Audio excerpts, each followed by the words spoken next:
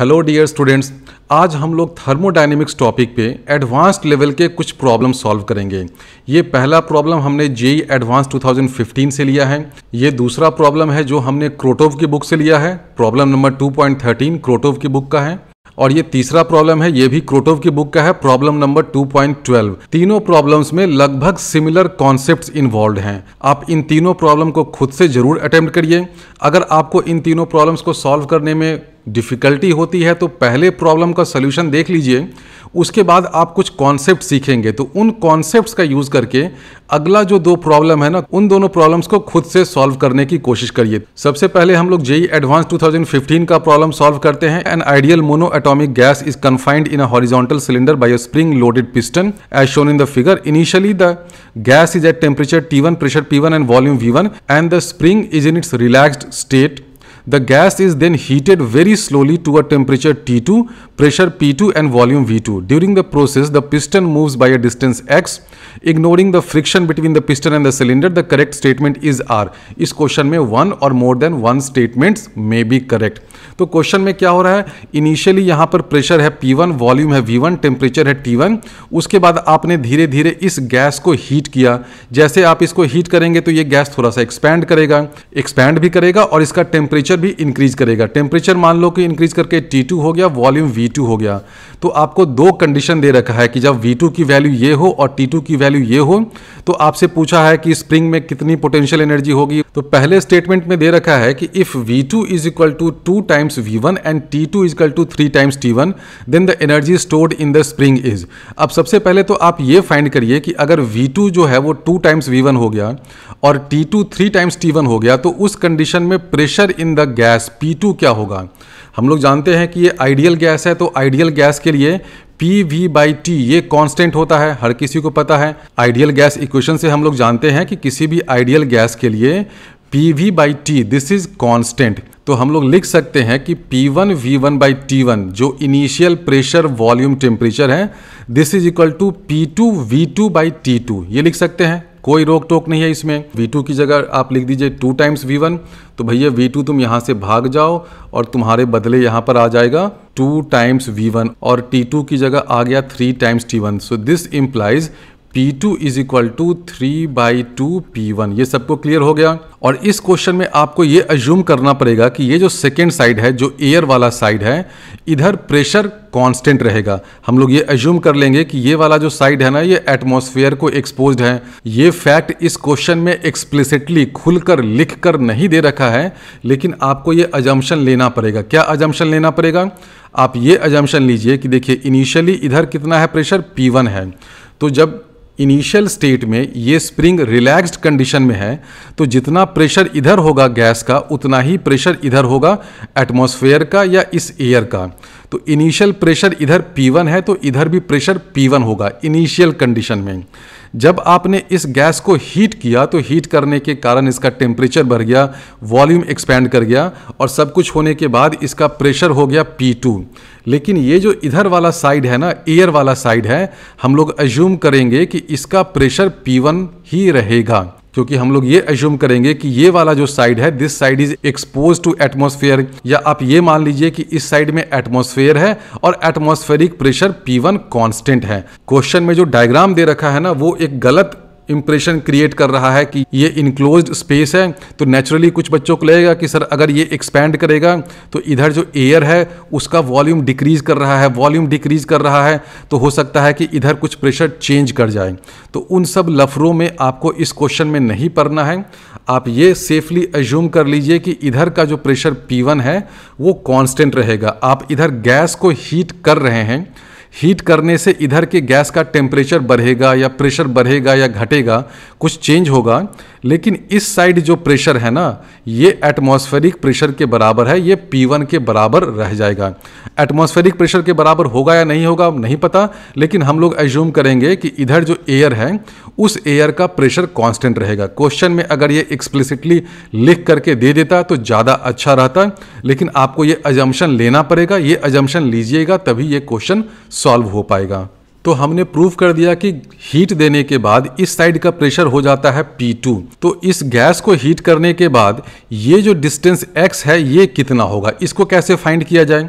ये जो पिस्टन है ये तो इक्विलिब्रियम में है, यानी कि इस कंडीशन में, इक्विलिब्रियम के कंडीशन में इस पिस्टन पे नेट फोर्स 0 होगा। तो इस पर फोर्स कितना लग रहा है, इधर से फोर्स लग रहा है P2A, इधर से फोर्स लग रहा है P1A, और अगर ये स्प्रिंग x से कंप्रेस हो रहा है, देखो इस गैस को हीट करने के बाद ये पिस्टन x डिस्टेंस से मूव किया, यानी कि ये जो स्प्रिंग है x डिस्टेंस से कंप्रेस हुआ, तो स्प्रिंग फोर्स कितना हो जाएगा, kx हो जाएगा। और ये जो पिस्टन है ये इक्विलिब्रियम में है, यानी कि net force on this piston 0 होना है, यानी कि हम लोग ये लिख सकते हैं कि P2A minus P1A this is equal to kx, या आप इसको ऐसे सीधे सीधे लिखिए ना कि P2A लेफ्ट से राइट जो फोर्स जा रहा है this is equal to P1A plus kx, दोनों सेम चीज है। लेफ्ट से राइट फोर्स कितना लग रहा है P2A, where A is cross section area of this piston.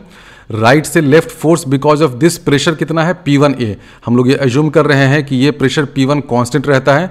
Diagram में देखो हमने बना दिया है कि ये एटमॉस्फेयर से एक्सपोज्ड है, तो जैसे ही ये वाला साइड एटमॉस्फेयर से एक्सपोज्ड हुआ तो यहाँ पर प्रेशर कांस्टेंट रहेगा। प्रेशर P1 है तो फोर्स हो गया P1A।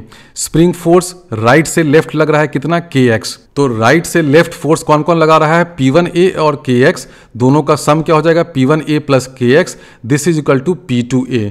तो हम लोग लिख सकते हैं कि P2A minus P1A this is equal to kx। तो सीधे सीधे लिखिए P2 minus P1 into A is equal to kx। P2 minus P1 क्या हो जाएगा, P2 है 3/2 P1, माइनस P1 करिएगा तो हो जाएगा P1/2, यानी कि हम लोग लिख सकते हैं P1/2 into A this is equal to K times x। और क्वेश्चन में ये भी दे रखा है कि हीट करने के बाद जो वॉल्यूम V2 है वो क्या हो जाता है, V2 is equal to 2 times V1 है, यानी कि इस गैस का जो एक्सपेंशन हुआ, एक्सपेंशन के बाद वॉल्यूम कितने से इंक्रीज किया, V1 से इंक्रीज किया। तो हम लोग ये भी लिख सकते हैं ना कि this V1 is equal to A times x, क्योंकि गैस एक्सपैंड कहाँ किया, यहाँ पे किया, इसी एरिया में किया ना। अब ये देखने से नहीं लग रहा है कि ये V1 के बराबर है, लेकिन आप एज्यूम कर लो कि ये V1 के बराबर है। तो इनिशियल वॉल्यूम कितना था, इनिशियल वॉल्यूम था V1 गैस का, एक्सपैंड करने के बाद हो गया 2V1, यानी कि V1 से एक्सपैंड किया तो V1 की वैल्यू क्या हो जाएगी, अगर ये पिस्टन x डिस्टेंस मूव कर रहा है और पिस्टन का क्रॉस सेक्शन एरिया A है तो वॉल्यूम V1 क्या हो जाएगा, हम लोग लिख सकते हैं कि V1 is equal to A times x। Question में हमसे पूछा है स्प्रिंग एनर्जी क्या होगा, तो स्प्रिंग एनर्जी क्या होता है, हाफ kx²। ये कैसे फाइंड किया जाए, आप इसको ऐसे लिख सकते हैं हाफ kx इंटू एक्स। अब kx की वैल्यू क्या है, kx की वैल्यू देखो यहाँ से क्या है P1A/2, तो स्प्रिंग एनर्जी हो जाएगा हाफ kx, kx की जगह हम लोग लिख देंगे P1A/2 और x की जगह लिख देंगे, हमने अभी फाइंड किया था कि A into x this is equal to V1, तो x की जगह हम लोग लिख सकते हैं V1/A, ये लिख सकते हैं ना। A और A कैंसिल हो जाएगा तो स्प्रिंग एनर्जी क्या हो जाएगा, स्प्रिंग एनर्जी की वैल्यू हो जाएगी this is equal to P1V1/4। तो स्टेटमेंट ए सही है। स्टेटमेंट बी में पूछा है if V2 is equal to 2 times V1 and T2 is equal to 3 times T1 then the change in internal energy is. Change in internal energy तो बहुत आसान होता है, वो क्या होता है delta U is equal to N into CV into delta T। ये तो हर कोई जानता है। CV क्या हो जाता है specific heat capacity at constant volume. ये दे रखा है कि ये आइडियल मोनो एटॉमिक गैस है, यानी कि CV की वैल्यू क्या हो जाएगी 3/2 R हो जाएगी। और डेल्टा T कितना हो गया, डेल्टा T इसमें हो जाएगा T2 माइनस T1। तो ये सब हम लोग लिखेंगे तो ये हो जाएगा N into 3/2 R into delta T की जगह करिए T2 माइनस T1। T2 की वैल्यू है 3T1, तो 3T1 माइनस T1 क्या हो जाएगा 2 टाइम्स T1। तो ये हो जाएगा 3 times nRT1। Ideal gas equation से हम लोग जानते हैं कि P1V1 this is equal to nRT1। तो nRT1 की जगह लिख दीजिए P1V1, यानी कि डेल्टा U की वैल्यू आ जाएगी 3 टाइम्स P1V1, यानी कि B स्टेटमेंट भी सही है। सी स्टेटमेंट में दे रखा है कि if V2 is equal to 3 times V1 and T2 is equal to 4 times T1, तो P2 क्या हो जाएगा, हम लोग जानते हैं कि P1V1/T1 this is equal to P2V2/T2, ये तो जानते ही हैं। तो अगर V2 की वैल्यू हो गई है कितनी 3 टाइम्स V1 और T2 की वैल्यू है 4 times T1, this implies P2 की वैल्यू क्या हो जाएगी, बहुत सिंपल है, यहाँ से आप देख लीजिए this is equal to 4/3 into P1। C और D में कंडीशन जो है वो A और B वाले कंडीशन से अलग है। तो C और D में जो वॉल्यूम और टेम्परेचर दे रखा है उसके लिए प्रेशर की वैल्यू क्या आ जाएगी P2 is equal to 4/3 P1।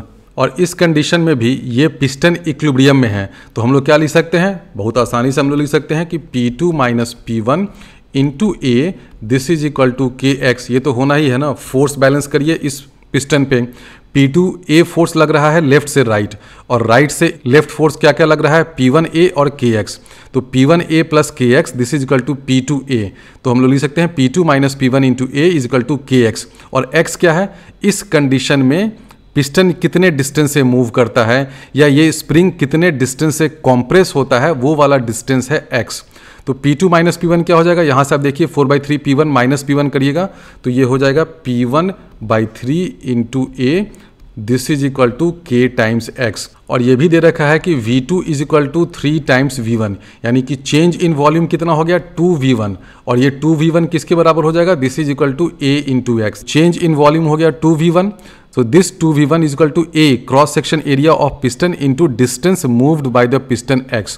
तो 2V1 is equal to AX हो गया। अब हमसे पूछा है कि what is the work done by the gas। Work done by the gas के लिए हम लोग को ये देखना होगा कि ये जो गैस काम कर रहा है ये किस किस एजेंसीज के अगेंस्ट काम कर रहा है। आप ये देखो कि यहाँ पर एटमॉस्फेरिक प्रेशर है, तो ये जो गैस है ना ये इस एटमॉस्फेरिक प्रेशर को भी पुश कर रहा है, साथ ही साथ ये स्प्रिंग फोर्स के अगेंस्ट भी काम कर रहा है, स्प्रिंग को भी पुश कर रहा है। तो ये जो गैस है जो अंदर में बेचारा फंसा हुआ है इस सिलेंडर और इस पिस्टन के अंदर है, ये दो एजेंसीज के अगेंस्ट काम कर रहा है। एक तो इस एटमॉस्फेरिक प्रेशर के अगेंस्ट काम कर रहा है, साथ ही साथ इस स्प्रिंग फोर्स के अगेंस्ट काम कर रहा है।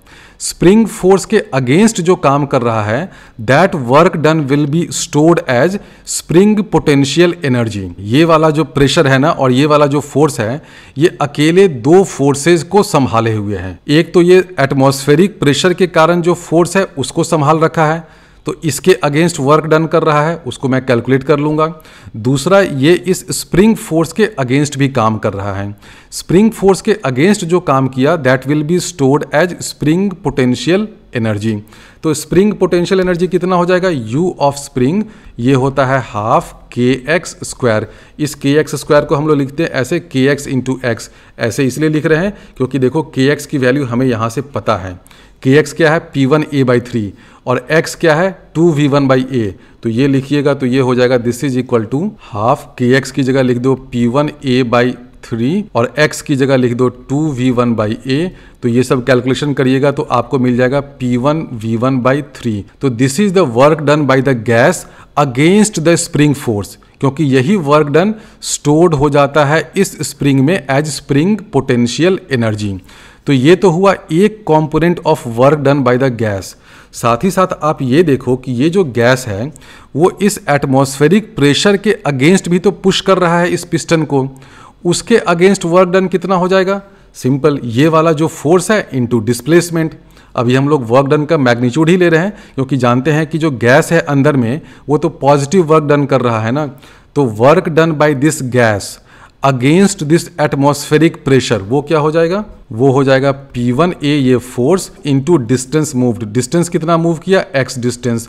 तो इसको हम लोग ऐसे लिख दें P1 इंटू AX, और AX की वैल्यू क्या है, यहाँ से देखो AX की वैल्यू है 2 टाइम्स V1। तो हम लोग लिख सकते हैं P1 इंटू 2V1। ये आ गया ना, सीधे सीधे आ गया। या आप इसको ऐसे भी कह सकते थे कि प्रेशर यहाँ पर कांस्टेंट है P1 है, तो work done by this gas against this constant pressure P1, तो क्या हो जाएगा P1 pressure into change in volume. तो चेंज इन वॉल्यूम है 2V1, इनिशियल वॉल्यूम है V1, फाइनल वॉल्यूम है 3V1, तो चेंज इन वॉल्यूम हो गया 2V1।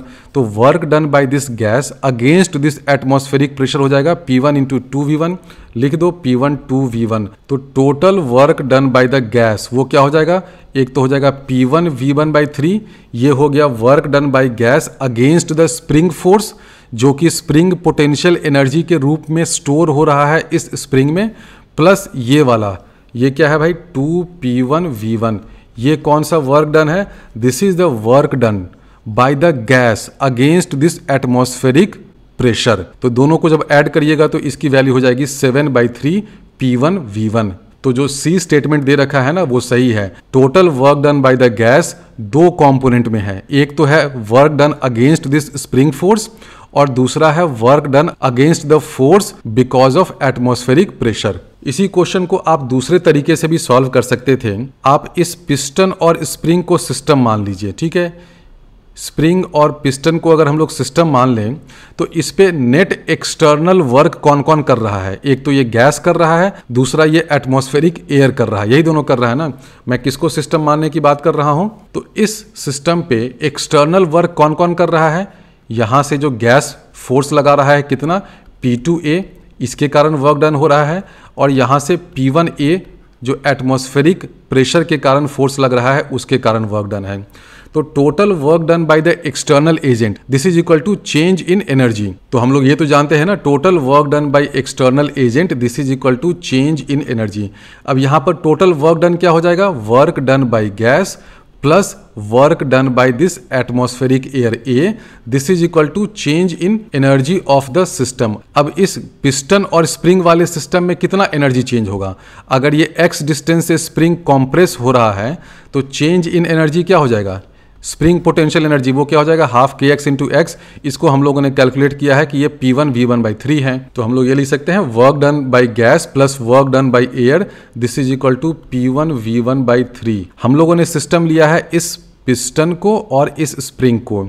इस सिस्टम पे एक्सटर्नल वर्क कौन कौन कर रहा है, ये जो गैस जो पिस्टन के लेफ्ट में है ये कर रहा है और ये एटमॉस्फेरिक एयर कर रहा है। और ध्यान रखना ये जो फोर्स है ये इस इंस्टेंट पे है, तो वर्क डन बाय गैस को आप directly P2A into distance x नहीं कह सकते हैं, ये गलत हो जाएगा। आप चेक करके देख लेना, अगर आप डायरेक्टली P2A इंटू एक्स कर दीजिएगा वर्क डन बाय गैस तो गलत होगा। क्यों गलत होगा, क्योंकि P2A ये तो फोर्स एक्सर्टेड बाय गैस उसकी वैल्यू है इस इंस्टेंट पे ना, ये जो पिस्टन है ये धीरे धीरे धीरे एक्सपैंड कर रहा है, तो प्रेशर P2 तो अभी है इस इंस्टेंट पे है, उसके पहले तो प्रेशर कुछ और होगा, वेरिएबल होगा।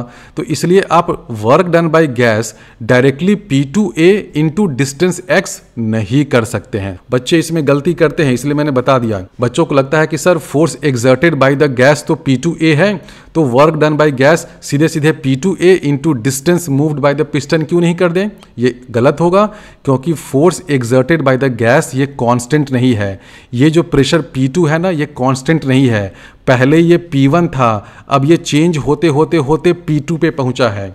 तो वर्क डन बाय गैस आप directly this P2A into distance करिएगा तो गलत हो जाएगा। अब ध्यान दो, वर्क डन बाय एयर क्या हो जाएगा, फोर्स लग रहा है P1A और ये कांस्टेंट है, क्योंकि P1 को हम लोगों ने कांस्टेंट माना है, और ये फोर्स जो है वो डिस्प्लेसमेंट के ऑपोजिट डायरेक्शन में है, डिस्प्लेसमेंट हो रहा है लेफ्ट से राइट, फोर्स लग रहा है राइट से लेफ्ट, तो वर्क डन बाय एयर क्या हो जाएगा, नेगेटिव हो जाएगा और उसकी वैल्यू हो जाएगी minus P1 into change in volume. Change in volume कितना है 2V1, तो this is equal to P1 V1 by 3। तो वर्क डन बाय गैस क्या हो जाएगा, this P1 V1 by 3 plus 2P1 into V1, यानी कि वर्क डन बाय गैस हो जाएगा दिस थिंग। तो ये हो गया work done by gas find करने का दूसरा तरीका। तो दोनों तरीके में कोई खास डिफरेंस नहीं है, बस उसको कॉन्सेप्चुअली समझने का अलग अलग तरीका है। स्टेटमेंट डी में पूछा है what is the heat supplied delta Q. तो डेल्टा क्यू क्या होता है, delta U plus delta W. हमने वर्क डन बाय गैस ये फाइंड कर लिया है, कितनी उसकी वैल्यू आई थी,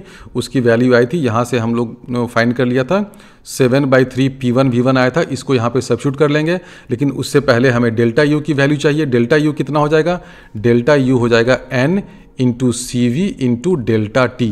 चेंज इन टेम्परेचर है 3 टाइम्स T1, तो इसको हम लोग ऐसे लिख दें delta U this is equal to N times 3/2 R into 3 times T1। तो डेल्टा यू की वैल्यू क्या हो जाएगी 3/2 इंटू NRT1 और एक और 3 रहेगा, यानी कि हो जाएगा 9/2 इंटू NRT1।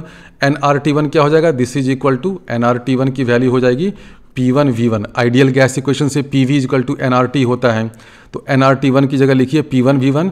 तो डेल्टा यू की वैल्यू आ जाएगी 9/2 P1 V1। हट जाओ भाई, NRT1 यहाँ से है, डेल्टा यू हो गया 9/2 P1 V1।